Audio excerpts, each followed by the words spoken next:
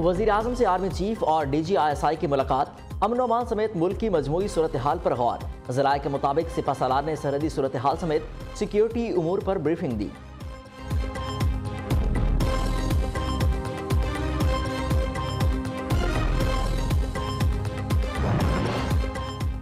मुल्क से दुश्मनों का सफाया करने का मिशन, जनूबी वज़ीरिस्तान में सिक्योरिटी फोर्सेस की कार्रवाई, 8 दहशतगर्द हलाक, इंतहा पसंदों से मुख्तलिफ हथियार और गोला बारूद बरामद। ISPR के मुताबिक फायरिंग के तबादले में एक जवान शहीद हुआ, 4 जख्मी हो गए। मारे जाने वाले दहशतगर्द सिक्योरिटी फोर्सेस पर हमलों में मुलव्वस थे।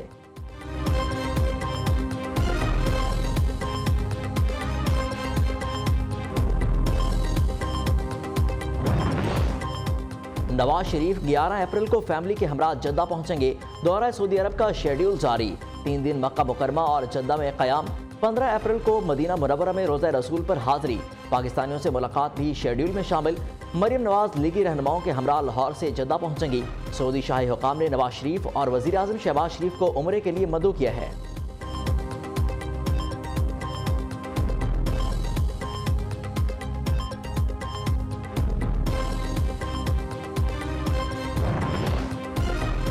पंजाब और खैबर पख्तूनख्वा में इलेक्शन इल्तवा केस में सुप्रीम कोर्ट के फैसले पर तहरीक इंसाफ का यौम तशक्कुर। चीफ जस्टिस से इजहार यकजहती, नवाफिल की अदायगी, कप्तान का शहर शहर वीडियो लिंक से खिताब। इमरान खान का कहना है, बदकिस्मती से शुरू से ही पाकिस्तान में इंसाफ नहीं हुआ। नजरिया जरूरत के तहत आइन की धज्जियां उड़ाई जाती नहीं।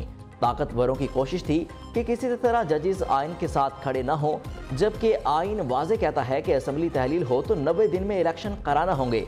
ये लोग खुद को बचाने के लिए आइन से इनहराफ कर रहे हैं।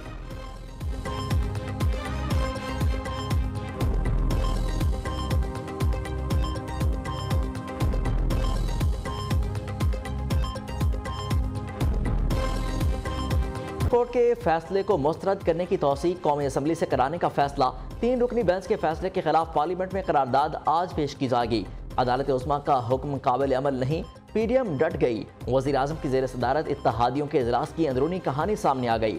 हर हाल में साथ डट कर खड़े हैं इत्तेहादियों की वज़ीर आज़म को यकीन दहानी। नवाज शरीफ और मौलाना फजल रहमान की इंतहाई इक़दामात के लिए डट जाने की तजवीज़।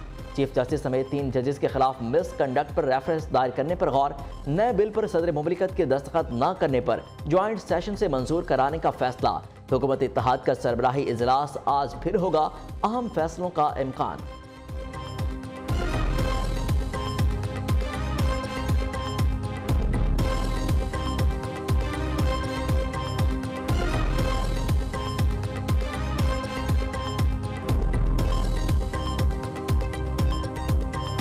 सुप्रीम कोर्ट में जिस तरीके से इस केस की प्रोसीडिंग्स हुई वो हम सब के सामने है, और किस तरह 4-3 के फैसले को इग्नोर किया गया, और किस तरह जो जजेस जिन्होंने रिक्यूज किया था वो दोबारा बेंच में बैठ गए। कल उम्मीद है कि इंशाअल्लाह एक और करारदाद हाउस में पेश की जाएगी। इसके बारे में मज़ीद गुफ्तगू लॉ मिनिस्टर आप सबके सामने पेश करेंगे, मगर मैं ये सिर्फ कहना चाहता हूँ कि इस तरह का खिलवाड़ पहले कभी देखने में नहीं आया।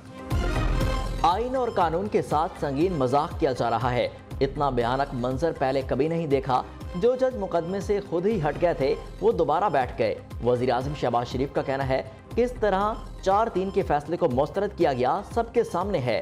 जस्टिस काजी फायज ईसा के फैसले को पहले एक सर्कुलर फिर 6 रुकनी बेंच से मुस्तरद किया गया। हुकूमती इत्तेहाद की एक ठोस शक्ल सामने आनी चाहिए ताकि पूरी कौम को मालूम हुआ कि आइन और कानून के साथ संगीन खेल नहीं खेला जा सकता।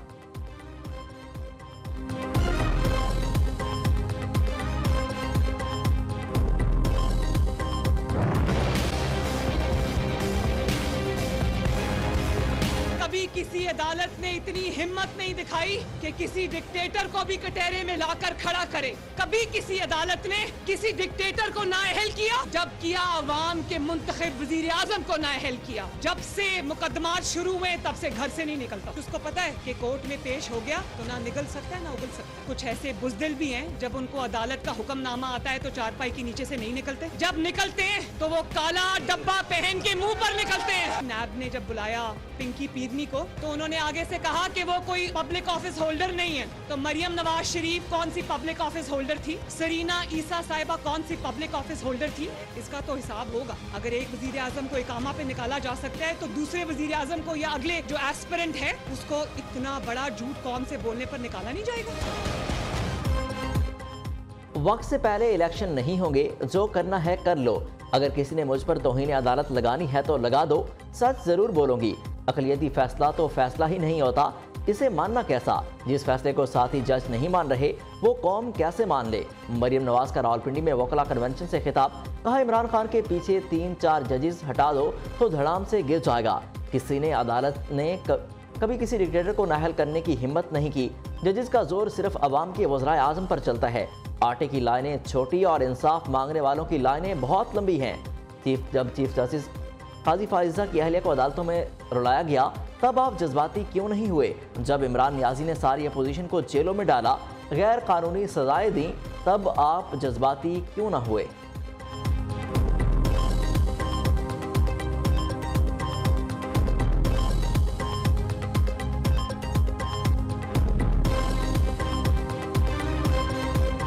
तख्ते लाहौर का सवाल और तख्ते लाहौर का लड़ाई पाकिस्तान को ले डूबे।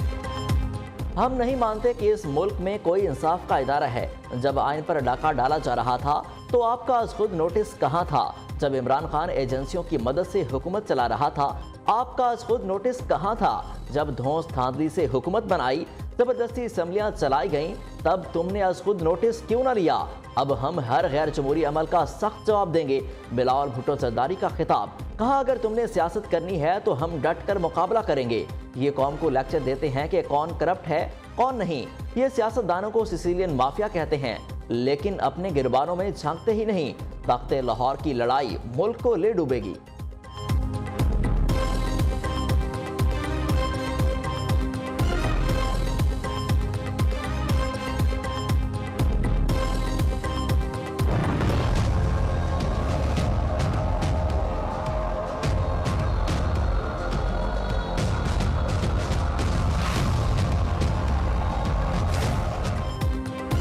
पंजाब में इंतखाबात 14 मई को होंगे। इलेक्शन कमीशन का शेड्यूल जारी। एलामी के मुताबिक इलेक्शन कमीशन इंतखाबात करवाने को तैयार है।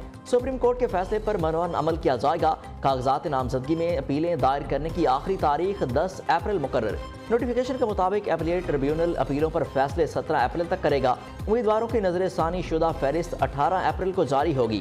कागजात नामजदगी वापस लेने की आखिरी तारीख 19 अप्रैल होगी। उम्मीदवारों को इंतखाबी निशानात 20 अप्रैल को जारी होंगे। पंजाब की निगरान हुकूमत से इंतजामी और सिक्योरिटी मामलात पर मदद ली जाएगी। इलेक्शन कमीशन ने फंड्स के हसूल के लिए वजारत खजाना से राब्ते का फैसला किया है।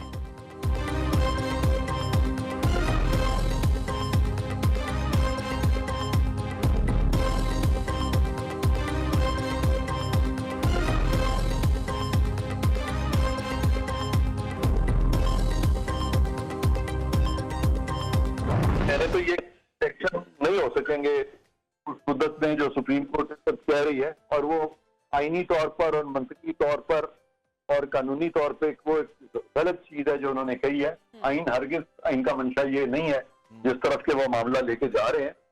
तो बहरकैफ मैं अपनी उस बात पे कायम हूँ कि 14 मई को मुझे उम्मीद यही है, और मेरी जो समझ है कानून की उसको देखते हुए मैं नहीं समझता कि इलेक्शन हो सकेंगे 14 मई।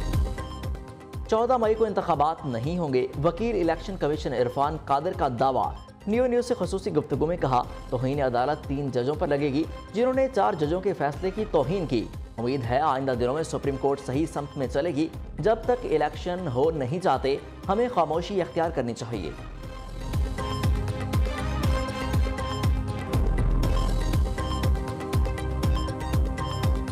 हम इलेक्शन से घबराने वाले लोग नहीं हैं, लेकिन मामला ये है कि ये इलेक्शन जिसके ऊपर न सिर्फ सियासी जमातों के दरमियान इत्तफाक नहीं है, सुप्रीम कोर्ट के जजेस के दरमियान भी इत्तफाक नहीं है, इस पे ऊपर इलेक्शन कमीशन को इत्तफाक नहीं है, इसके ऊपर दफाई अदारों को इत्तफाक नहीं है, इसके ऊपर इंटरनल सिक्योरिटी के अदारों को इत्तफाक नहीं है। इस किस्म का मुतराज़िया इलेक्शन जो है मुल्क को अफरा तफरी और अनारकी की तरफ ले जाएगा। एक शख्स की हठधर्मी कबूल नहीं, इलेक्शन अपने वक्त पर जरूर होंगे। मुतनाज़ इंतखाबात मुल्क को अनारकी और अफरा तफरी में धकेलेंगे। राना सनाउल्लाह का कहना है, जिन इंतखाबात पर सियासी जमातों, इलेक्शन कमीशन और बाकी इदारों का इत्तफाक नहीं तो ऐसे इलेक्शन कैसे हो सकते हैं। आजम नज़ीर तारा ने कहा, अदल के ऐवानों को पैगाम है, तराजू के पलड़े बराबर करो। लाडले इमरान खान को रिलीफ पैकेज का सिलसिला बंद करना होगा।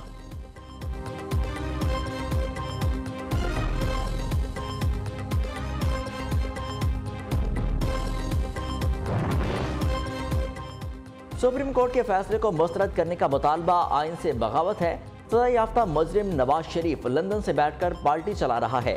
फवाद चौधरी की तनकीद, कहा सुप्रीम कोर्ट के फैसले को मुस्तरद करने वालों ने नजरिया पाकिस्तान की नफी की। परवेज इलाही बोले, काबीना की मजाल नहीं कि सुप्रीम कोर्ट के हुक्म पर अमल दरामद की राह में रुकावट बन सके। जो आइन और सुप्रीम कोर्ट के हुक्म की खिलाफ वर्जी करेगा घर जाएगा।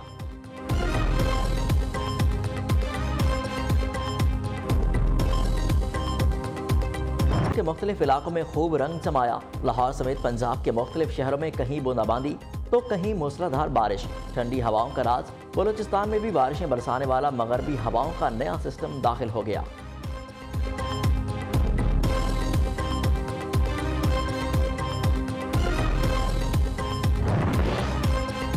IMF प्रोग्राम की बहाली से मुतालिक अहम पेशरफ। दोस्त ममालिक ने $3 अरब की फाइनेंसिंग का ग्रीन सिग्नल दे दिया। ज़राए के मुताबिक सऊदी अरब $2 अरब की फंडिंग के लिए तैयार। वज़ीर ख़जाना इसहाक डार 10 अप्रैल को अमेरिका जाने से पहले मुत्तहिदा अरब अमारात की आला क़यादत से रब्ता करेंगे। IMF को सालाना 900 अरब रुपए की सब्सिडी पर ताहाल एतराज़। शरह सूद महंगाई के हिसाब से मजीद इजाफे के मुतालबे पर कायम है।